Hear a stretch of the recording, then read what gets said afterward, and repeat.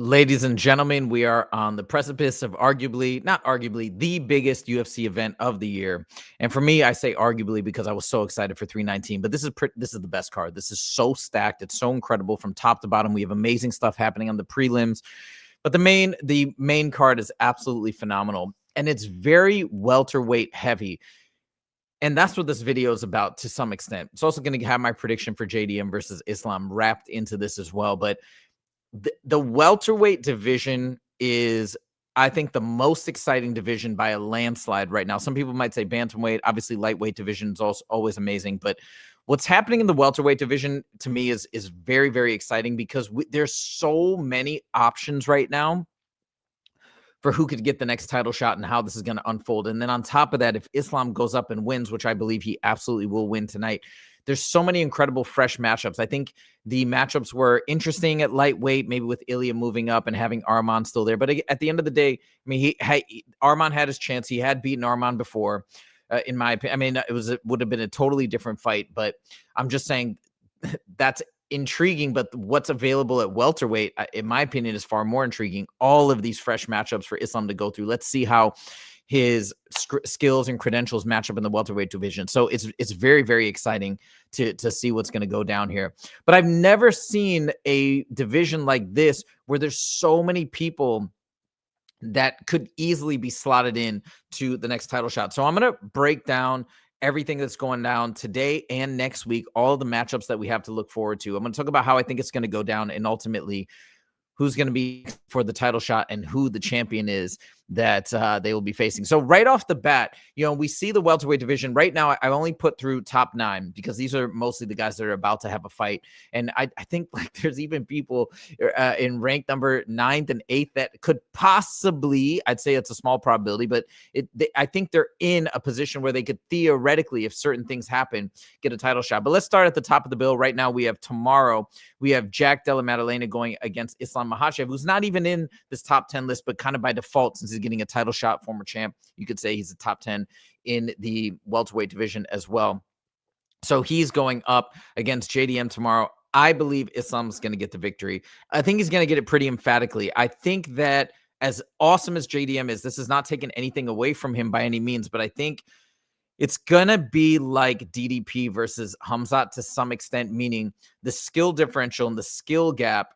Again, JDM's amazing, and he did great work against Bilal, but I think there's a difference in level that we're about to see. Just like with Khamzat versus DDP, we saw just an absolute difference in level in terms of grappling abilities. I think we're going to see something similar here. We also saw Islam do that grip strength test recently. I mean, look, you have to take it with a grain of salt, but I think this guy's strength and his ability to grapple and hold Jack down and submit him, I think he's going to submit him early. That's my prediction. I think we're going to see all of that unfold in the fight. I think people are going to be shocked. They're going to be blown away. I'm glad so many people think that JDM can win because I want it to be appreciated for what it is. It's going to be truly a magnificent feat if and when Islam does indeed get this victory. So it needs to be recognized and identified as that. JDM is a madman. I mean, to beat Bilal like that, that's crazy. I didn't think Bilal was going to lose. So that's how I think it's going to go down. So I do believe in this matchup, Islam's going to come out and reign supreme. Now, we got another crazy matchup on the card. We got number 2 versus number 8, Michael Morales versus Sean Brady. You could argue that if Sean Brady gets this victory, and I even think Dana White said something along the lines at the presser, they said, hey, is the winner of this fight next in line? And he just said, yes. I'm not even sure if he heard the question, though. But you could see theoretically, especially if Sean Brady gets this win ranked at number 2, he could easily zip up there and be next in line for the title shot. Although I think Michael Morales is going to get the victory. So I don't think it's going to be an option. And I just don't think they're going to slot Michael Morales in next. I think he's only 26. If he gets that victory, he'll probably have one more fight and then he'll move on. But anyway, so this is a big fight. We also have on the same card, number 4 versus number 9, but it's not just any number 4. It's the former champ. So yes, he's ranked number 4. Yes, he lost to Bilal and Sean Brady, but those were brutal matches. And in this fight, I could theoretically see him get into a position, maybe not get in the next title shot, but he could be in the talks for it, in the conversation for it. And again, depending on how pieces move, that's a possibility. On top of that, we have another crazy matchup happening next week. Number 1 versus number 6, Ian Garry, who I think is a big potential star. Whether you love him or hate him, people like to see him fight, myself included.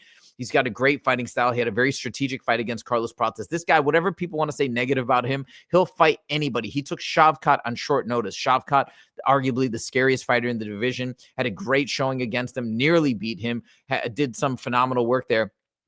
And so this is going to be a fight that's happening in Qatar next week. And then waiting in the wings, we still got, I mean, Joaquin Buckley is a bit far away right now because he lost to Kamaru Usman. We got Kamaru Usman. I know he's at number 5. I know some people don't like to hear that he could be next for a title shot because they think he hasn't done enough. I don't know if I agree with that. This guy is arguably the greatest welterweight of all time, and that's even according to Dana White. He just beat Joaquin Buckley. He went down, took a young buck, and he beat him very, very emphatically. So I would not be mad at all if Kamaru Usman goes up there and gets that next title shot. And we still got Shavkat. Shavkat was supposed to fight Bilal back in the day. That was supposed to be the title fight. And then Shavkat's just still continuing to deal with his injury. He's been out of the cage for a year. So we still got that guy in the mix. I mean, there's all these different possibilities. Now, let's go back to why I believe Islam is going to take this belt. There's a number of reasons. I've been listening to so many interviews of Javier Mendez, Khabib, Islam, people in Islam's training camp just talking about how amazing he looks. Ali Abdelaziz says he looks better than he's ever looked. He said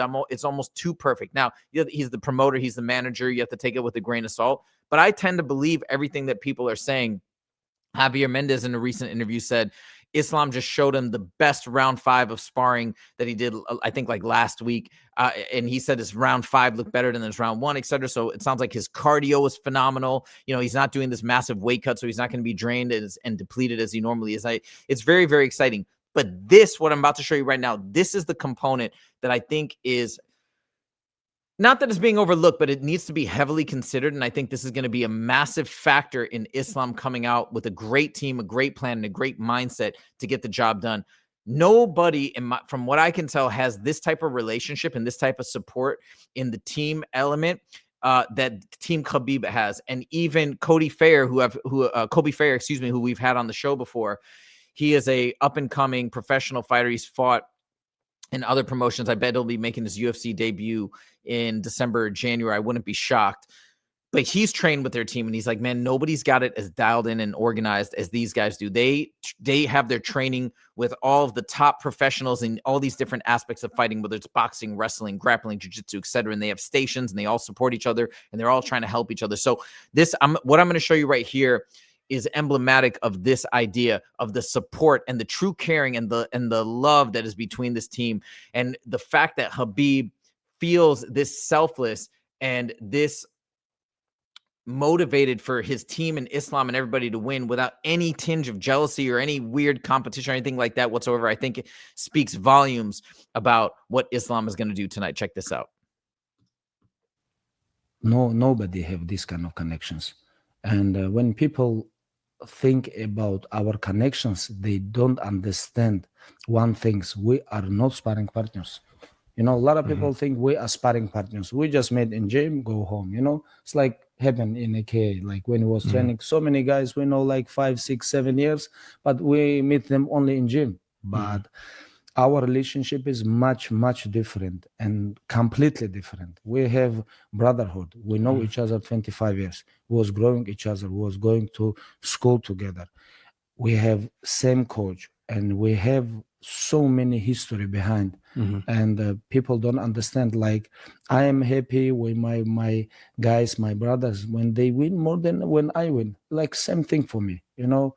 Islam, Usman, when they win, I just want they gonna have all world, not only one title.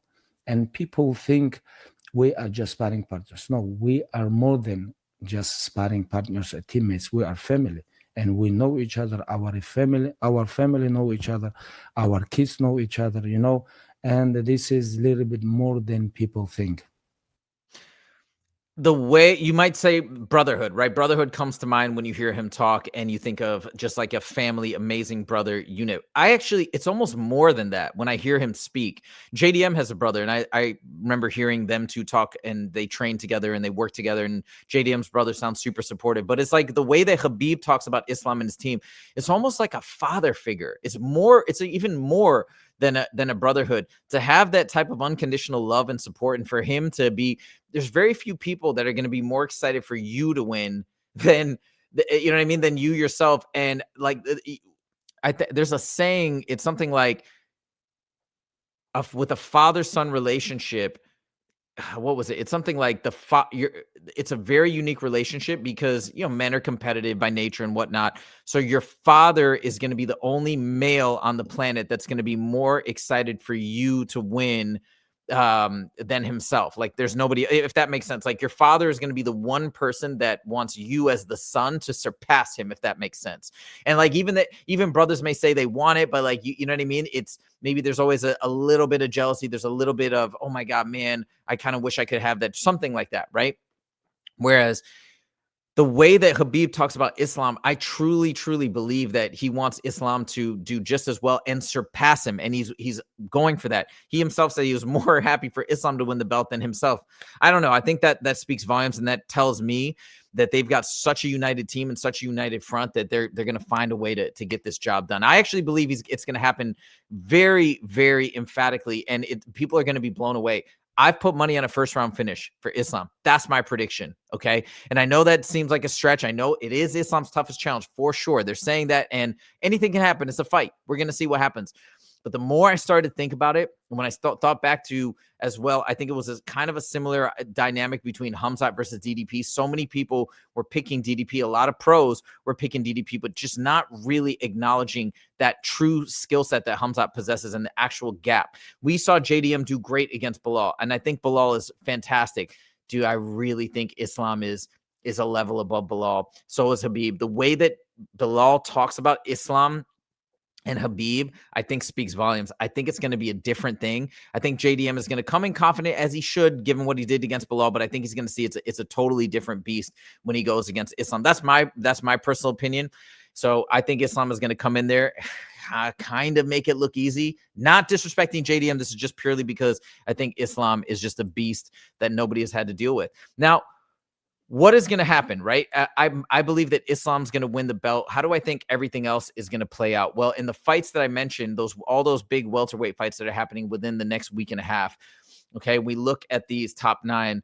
I think that for Leon versus Carlos Pratas, even though I like Carlos Pratas a lot and I like the energy and the heat he brings to the buildup and everything, I think Leon's going to get it done with a grapple heavy strategy. I think he's going to tire him out. He's going to play it smart. I think he's going to probably get a decision, and he's gonna get that victory. Where it'll put him in the rankings, I'm not sure, but we're gonna have Leon coming away victorious. I think Michael Morales is gonna get that victory over Sean Brady, which I don't think he's gonna get the next title shot because he's too far down, but maybe he'll be a fight or two away.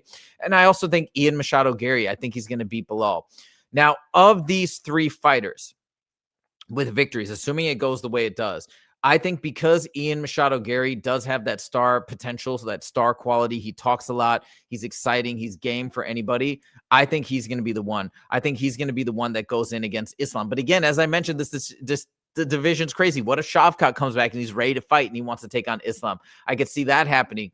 I could see them giving it to Kamaru Usman, maybe if Ian Garry needs more time to recover and rest, or who knows, right? Based on the fight outcome. And of course, my predictions could be wrong. If Carlos Pratas wins, who knows, right? That guy is so exciting.